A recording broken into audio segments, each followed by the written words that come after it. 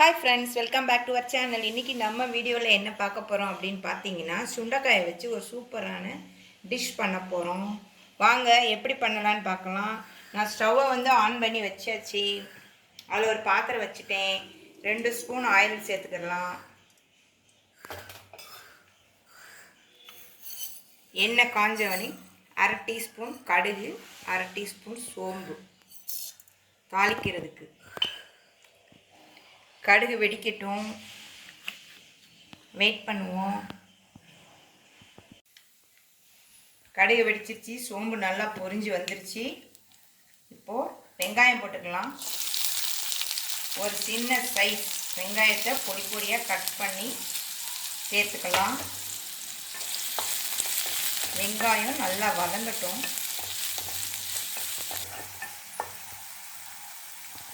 வெங்காயம் ஓரளவுக்கு வதங்கிடுச்சு. இப்போ ஒரு சின்ன சைஸ் தக்காளி பழத்தை அதில் சேர்த்துக்கலாம். பொடி பொடியாக கட் பண்ணி சேர்த்துக்குவோம்.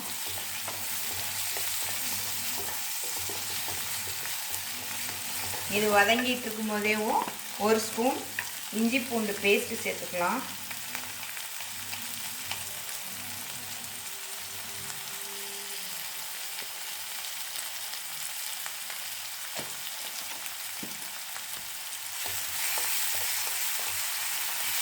அதாவது எல்லாருக்கும் ஒரு சந்தேகம் உண்டு, சுண்டைக்காய் வந்து கசக்குன்னே நினச்சிட்டு இருக்காங்க. அது வந்து கசக்காது. இப்படி நல்லா ஒரு மட்டன் டேஸ்ட்டில் செஞ்சு சாப்பிட்டோம்னா ரொம்ப சூப்பராக இருக்கும். நாங்கள் வந்து அடிக்கடி சாப்பிடுவோம். சப்பாத்தி, இட்லி, தோசை, சாம்பார் சாதம் எல்லாத்துக்குமே சூப்பராக இருக்கும். இப்போ தக்காளி வதங்கட்டும். தக்காளி நல்லா வதங்கிடுச்சு. 1/2 டீஸ்பூன் மஞ்சள் தூள் சேர்த்துக்கலாம். அது மாதிரி 1 ஸ்பூன் மட்டன் மசாலா. இப்போ பார்த்தீங்க அப்படின்னா நம்ம மட்டன் டேஸ்ட்டில் தான் செய்ய போகிறோம். அப்போ தான் ஃப்ளேவர் வந்து நல்லாயிருக்கும் சாப்பிட்றதுக்கு. இந்த மட்டன் தூளில் பார்த்தீங்கன்னா உரப்பு கம்மியாக இருக்கிறதுன்னு நினச்சிங்கன்னா தனி மிளகாய்த்தூள் ஒரு 1/2 டீஸ்பூன் சேர்த்துக்கலாம்.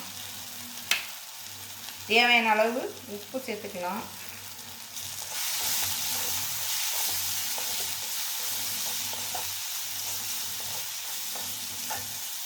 இப்போ மசாலா நல்லா வதங்கிடுச்சு.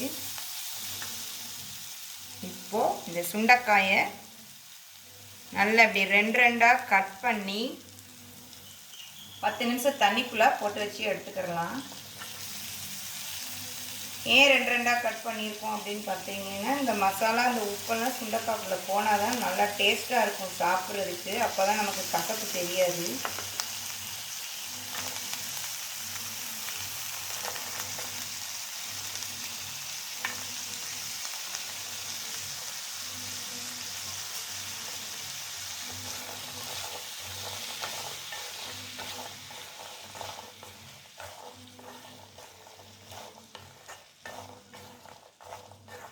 அவ்வளோதான், நல்லா மிக்ஸ் பண்ணிவிட்டு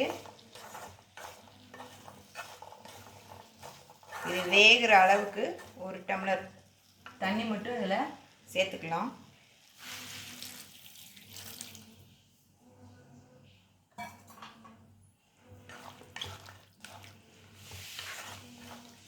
இப்போ உப்பு வரப்பை எல்லாம் டெஸ்ட் பண்ணிவிட்டு நம்ம ஒரு மூடி போட்டு மூடி வச்சிடலாம். ஒரு 15 நிமிஷம் கழித்து ஓப்பன் பண்ணி பார்ப்போம் எப்படி வெந்திருக்குன்னு பார்க்கலாம்.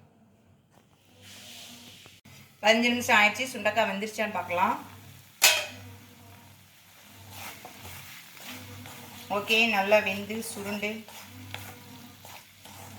நல்லா கறி மாதிரி வந்துருச்சு. இது ஒரு பிளேட்டில் சர்வ் பண்ணிடலாம்.